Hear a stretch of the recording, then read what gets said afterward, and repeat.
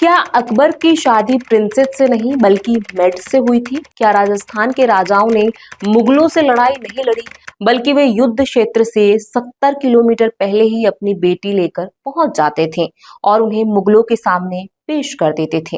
क्या इतिहास में अकबर के बारे में ज्यादा पढ़ाया जाता है और महाराणा प्रताप के बारे में कम? ये सवाल इसलिए क्योंकि राजस्थान में इस समय एक अलग ही जंग छिड़ी हुई है और ये लड़ाई किसी पार्टी या नेता को लेकर नहीं चल रही, बल्कि ये पूरा मामला हिंदू शासक और मुगल शासक के इतिहास का है।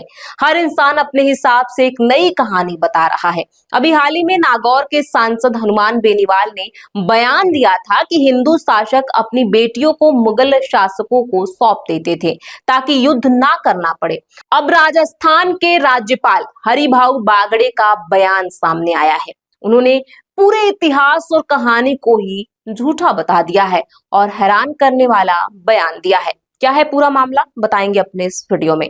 नमस्कार, मैं हूं प्रियांशी और आप देख रहे हैं नवभारत लाइव। दरअसल ये पूरा मामला तब शुरू हुआ जब राजस्थान में क्षत्रियों को लेकर एक अलग हवा चली और हनुमान बेनीवाल ने एक निजी चैनल से बात करते हुए ये बयान दिया कि राजस्थान के राजाओं ने मुगलों से लड़ाई नहीं लड़ी बल्कि युद्ध क्षेत्र से पहले ही अपनी बेटी लेकर पहुंच जाते थे।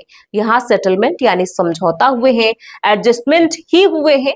जब मुगलों की सेना आती थी तो राजा कहते थे कि यहाँ मत आना, वे अपनी बेटी लेकर वहीं आ रहे हैं और वहीं रुक जाने की बात करते थे। वे बच्ची दे देते थे, संबंध स्थापित करते थे और राज के मजे लेते थे। उन्होंने लोगों को राजस्थान का इतिहास पढ़ने की सलाह दी थी। अब राजस्थान के राज्यपाल हरिभाऊ बागड़े ने इतिहास को लेकर एक अलग दावा किया है। उनका कहना है कि ब्रिटिश इतिहासकारों ने शुरुआती प्रभाव की वजह से हिंदुस्तान के इतिहास में कई गलतियां दर्ज की गई हैं, जिनमें जोधाबाई और मुगल बादशाह अकबर की शादी की कहानी भी शामिल है। एक कार्यक्रम में बोलते हुए बागड़े ने दावा किया कि अकबरनामा में जोधा और अकबर के विवाह का कोई जिक्र नहीं है। उन्होंने कहा, ऐसा कहा जाता है कि जोधा और अकबर की शादी हुई थी और इस कहानी पर एक फिल्म भी बनी थी। इतिहास की किताबें भी यही कहती हैं, लेकिन यह झूठ है। भारमल नाम का एक राजा था और उसने एक दासी की बेटी की शादी अकबर से कराई थी। अंग्रेजों ने हमारे नायकों का इतिहास बदल दिया। उन्होंने इसे ठीक से नहीं लिखा और इतिहास का उनका संस्करण शुरू में कबूल कर लिया गया। बाद में कुछ हिंदुस्तानियों ने इतिहास लिखा, लेकिन यह भी अंग्रेजों से प्रभावित था। मैं अभी एक YouTube में सुना है, अभी अकबरनामा तो मैं देखा नहीं। मैं बोला है जरा अकबरनामा किसी के पास होगा तो मैं पढ़ लूँगा। तो सफियावर जोधा और अकबर की शादी हुई, उससे फिल्म निकली, इतिहास भी वही बोल रहा है, पर ये भी झूठ है। अकबरनामा में ये नहीं है। जिन्होंने पढ़ा वो बताते कि अकबरनामा ने ये नहीं, वो शादी थी तो उन्होंने क्यों नहीं लिखा? अकबरनामा ने, अकबर ने स्वयं का नहीं लिखता। तो उसकी शादी थी, वो भारमल नाम के जो राजा थे उनके शादी में एक दासी आई, भेंट दी वधू को दासी। वो दासी की पुत्री, वो पुत्री की शादी अकबर से करवाई दी थी वो भारमल जी ने, राजा भारमल में। और कई जगह ये भी लिखा है कि अकबर को उन्हें बनाया।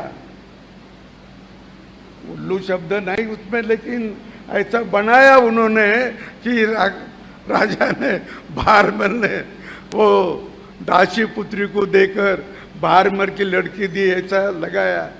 तो ये भी सभी आपको मालूम है, लेकिन वो भी झूठ है जो जोधा और अकबर का शादी हुई।